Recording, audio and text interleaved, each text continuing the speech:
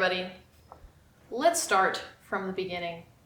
So my first attempt at being a solo gardener was not the greatest, but if I didn't do it that year, I probably wouldn't have done it for a while, maybe never, I don't know, because it just seems like a task. I see everybody's garden and I see all these beautiful plants and flowers and all this just awesome stuff, and I was like, ugh, that looks like so much money that I just don't have to invest. And that's why I was like, screw it, I'm getting a box, I'm getting soil, and I'm getting seed. I learned that you don't have to water your seedlings every day. If you live in a hot place, you probably should water them more often, but if you have mulch, that's more helpful. The soil is gonna control the flavor and the growth rate of your vegetables. The life in the soil is what's going to feed your plant, which I already knew this, but I was like, oh, if they formulate it in a bag, it's just as good, right? Like dog food? That's a different subject. It's not. It's definitely not. So sorry, Betty. I didn't mean to bother you. What's best is to nurture the environment that you are trying to build, give it nutrition, and try not to disturb it much if there is a good amount of life already there. So sounds like no-till to me. Correct. As long as you are not starting with the clay soil, you should probably do no-till. I'm not trying to get super into subjects, but starting that first horrendous garden, if you could even call it that, has blossomed into this hobby that I am now obsessed with. And I find ways to afford, just like we do with everything. Like, people still find ways to smoke cigarettes, and they are so expensive, and they know exactly what they do to them. It's a terrible hobby anyways. I don't recommend it. All these tangents. Okay, what I'm trying to say is, if you are nervous or not wanting to start something now because you don't have money, you don't have time, you're just finding all these excuses to just not do the thing that you actually want to do, then I want you to just take a second, deep breath, and I want this breath to be in the chest, through the back. Feel that expansion. And then exhale. I'm gonna do this, and I'm gonna start with blank. For me, I'm gonna do this, and I'm gonna start with a box. I've got a box. Oh, there's soil. And I got some seeds. Start and you shall learn, and you will adapt and you will overcome. But the biggest problem with people is starting. And you can start at any age. Like, we have so much information right now. It's amazing. Like, we have books on books on books. There are just so many books. There's so many resources, and there's so much YouTube information out there. I'm just going to give you a little bit of my favorites, and then you can just go from there. This is supposed to be for photos, but right now I am using it for seeds. And as you can see, I have labeled the top with a label maker that I got from Amazon for $13. This container was like $15 from Michael's. If you go to Michael's website, you can get it there. On Amazon, they're like hella expensive. So don't recommend Amazon for these unless you find them for a cheaper price, because they are flimsy. The locks on them will break in no time. So keep that in mind. They are cheap, so they should be cheap. Don't get them expensively. That's how I hold my seeds. And this is a cell tray from the Bootstrap Farmer. And it's the 32 cell tray. They give you a 2-pack for like $35. I decided to throw in this humidity dome because through my past 2 years of being a gardener, I realized that you need a pretty warm environment for seedlings to germinate if they are hot seeds, like pepper seeds. Why did I get these expensive cell trays? They're like I said, they're like $35. But they also come with the benefit of extra of these. That's awesome, because I was using these beautiful plastic cups that I drilled holes in the bottom of. I think I got them from Kroger at the time. Little weeds everywhere all the time. As you can see, they're doing fine, but after 1 year of use, maybe 2. No, I don't think I had these my first year. After 1 year of use, They have all started to deform. They don't stand upright. I personally would like something that's a little bit deeper, which these are a little deeper. I don't really like how big they are. They're taking up a lot of space when I know this could efficiently grow in here for a long time. And I got that know-how from experience from that first poopy time that I tried to be a gardener. But these tomato plants, they look pretty good, don't they? I don't want to have to buy another whole thing of these plastic cups just so I could throw these away and use those plastic cups. These are pretty darn sturdy and they will last a pretty good amount of time. I want to use this 32 cell tray for the rest of my life if that's possible, and I doubt that it is. But if it gives me 5 good years, I'll buy it again. You betcha. As far as labeling your plants, taking pictures is great. But there's also this. This is a black cherry tomato, if you wanted to know. And the way I know that is because this little label thing that actually came with, what did this come with? Did this come with my seeds? This might have came with my MI Gardener seeds. Thank you, MI Gardener. And if it didn't, oh well, thank you, MI Gardener. I know I didn't buy those, but now that I have them, I'm like, oh, I should buy these.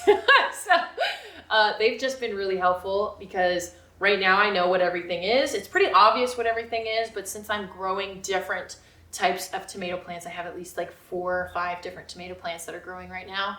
I'll show you. I very much appreciate being able to understand which ones are which ones are going to be the tiny tomatoes, which ones are going to be the big tomatoes, which ones are going to be the vining grape tomatoes, you know, and that way I know how to support them. Label makers, 32 cell tray, photo thing.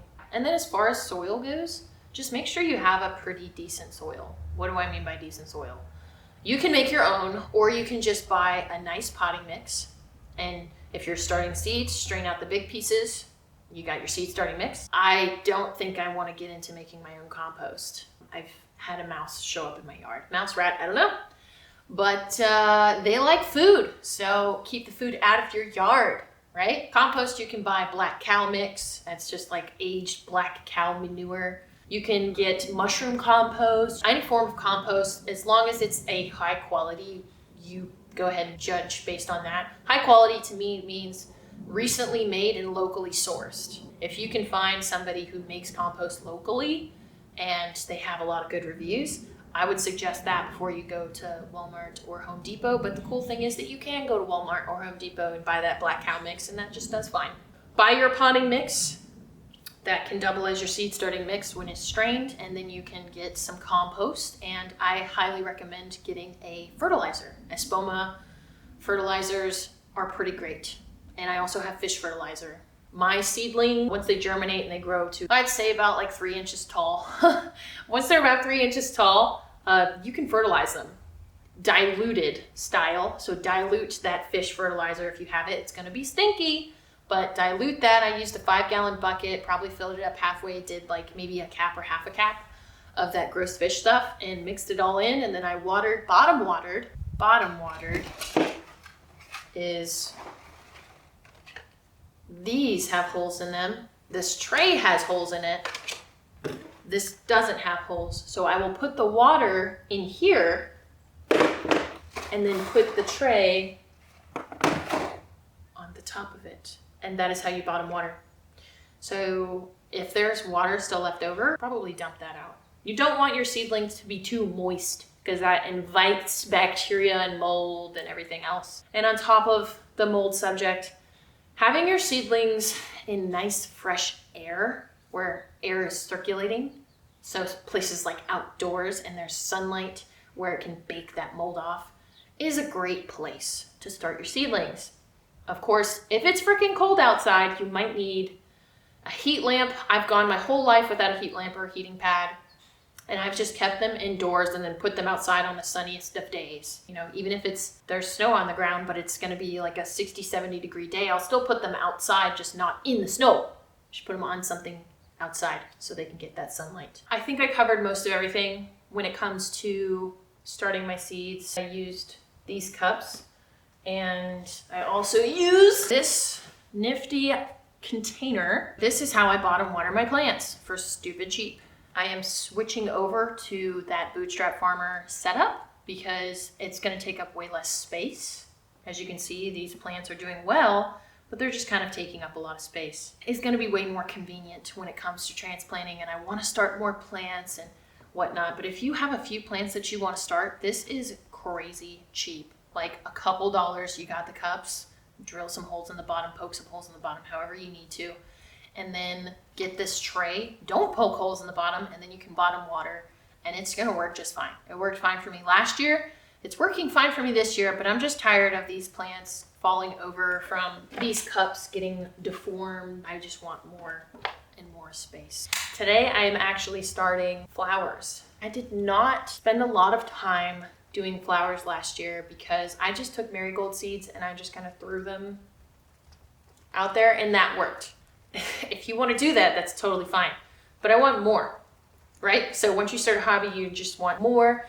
You want to be a little bit more educated on how different flowers grow. I've got comfrey growing, I've got mint growing, and I've also got blackberry, elderberry, I've got a hydrangea growing, I've got blueberries, raspberries. All these things are growing this year, and I'm just expanding my bandwidth about what I can and can't grow and how to grow things. Some things transplant easily, like tomatoes. Some things don't, like cucumbers and squash. To be delicate with their root system. You don't have to with tomato plants. I mean, you can literally chop off the whole thing and just plant it in some different soil and it's gonna grow roots. Like, tomatoes are awesome. I love tomatoes. You can plant a ton of them in one little tray. You should see Jess. Like, the way she does it is pretty amazing. Jess from Roots and Refuge. She doesn't even care how many. She just puts like 40 seeds in here and just covers them, and then they all grow and she just separates them out. It's amazing. So I haven't gotten that good yet at separating plants. I did that with my tomatillos. I don't know if tomatillos are different. They still have the ability to transplant well, but one of my transplants died, and that's like never happened with my tomatoes. So, learning.